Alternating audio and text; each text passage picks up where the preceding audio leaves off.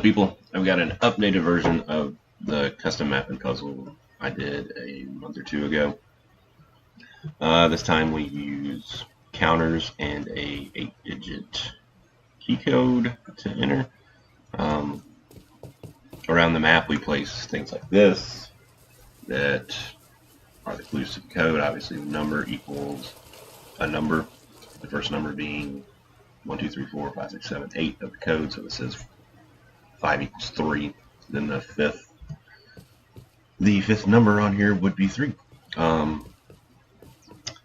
once you get all those clues, you come up here and it's a big floating island, and you enter the correct code in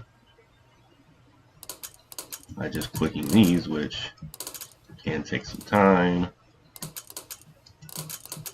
This should be the correct code, and once you enter it, you click test. And I know this is kind of shitty, but I just ran out of room, and once you click that, that's the right answer. You come in here, you get your booty. Lots of good loot on our server for this one. After a few seconds, the door will close, and you can use this switch to let yourself back out. And after a few seconds, it will reset. I have the timers changed right now. See, like, they reset there. Code goes back to 0, so it doesn't stay and somebody else comes and automatically learns the code. It's running on that timer, and that's why the door's still open. The code will reset, the door will shut. That's custom loot spawns back here, so once they clear all this stuff out, it'll all come back.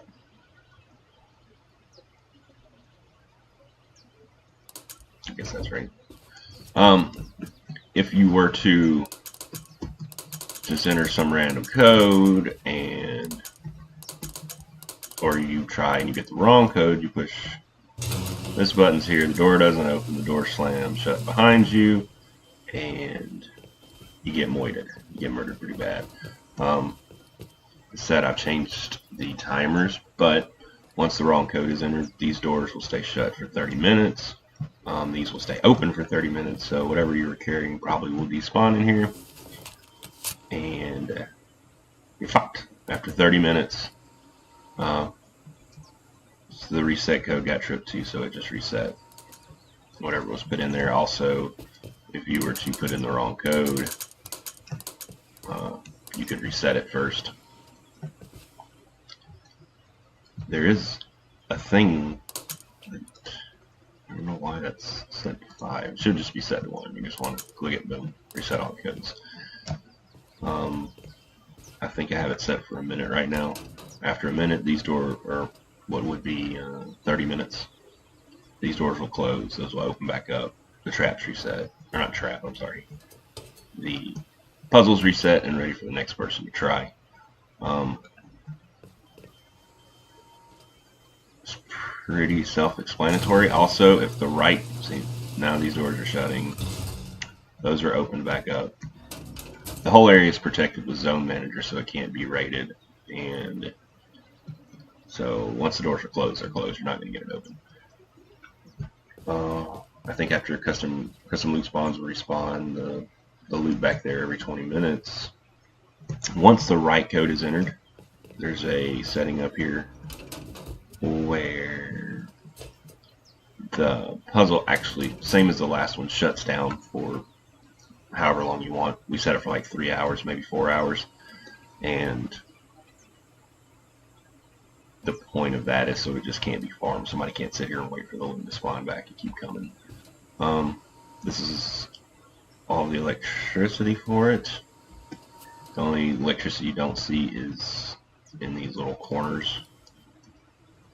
There's just a bunch of generators stacked, and they run to these splitters. These splitters basically just send power to these counters and these timers. We just put them behind the wall, and this is the base. These 3 walls here are what I guess that's how the puzzle works. Is the first part. The second part of the video, I'll show you how the wiring works, and it's nasty and ugly and messy, and I know it, and I'm sorry. I'd rather stuff work than try to make it really, really pretty. But it's a very simple circuit. I actually built I threw one up on the outside over here so you can see how it works. Again, this is not how it. This is how it's set up in there. It's just not how it looks. This would be what the player would see, and every time they click the timer comes out, sends a signal to the splitter. The splitter goes to both counters. This one is set to 2. So once they get the right code, which this one would be 2, it sent a signal to both counters. This counter outputs its signal over to the blocker. It won't output until the right number's put in. So if it was at 1, there would be no output. Since it's set at 2, 2 is the output. If they go past it and go to 3, this one blocks the signal. Because even though this is set to 2, it will output once you go higher. So you need a way to block that. We set this one to 3, and it will block. It'll send a signal out and block the blocker, so now there's no output. Whatever you want your code to be, say you want it to be 5, the other counter has to be set 1 number higher, and it simply blocks the signal out. And this just supplies powers to all the counters and everything. That's how that works, and it's just simply set up 8 different times. Each output from the blocker is set to these AND gates. There's 8 inputs, which all get funneled down into this last AND gate, which is 1 output. That's your correct signal output. And then you take that out and do what you want with it. Simple. The rest is the reset switch down here, where it went. That one simply just runs over to all 8 of the counters and resets them back to 0. And our correct answer out here just simply gets funneled out into all the other stuff. When to hit the reset button. That's a delay. That's a delay because once they hit the right answer, we want the puzzle to still work for a few seconds, so we delay the signal to shut it down 60 seconds or maybe 20 minutes or something. This simply sends out a signal to a pager I was carrying that just told me if somebody won. That's the whole point of that one. That's the this is the timer that shuts down the whole puzzle once the correct answer is entered. That's a simple on-off switch. Puzzle won't work at all now. All the shutdown does, it simply cuts the power to these 4 switches. So these you can still come over here and play with. Or I guess I could just flip it and show you. The correct answer was entered. It's sending a signal to the pager telling me that it's the correct answer. The shutdown is running, and as you see, these work. The switches and the timers and counters have no power, so you can't re-enter it.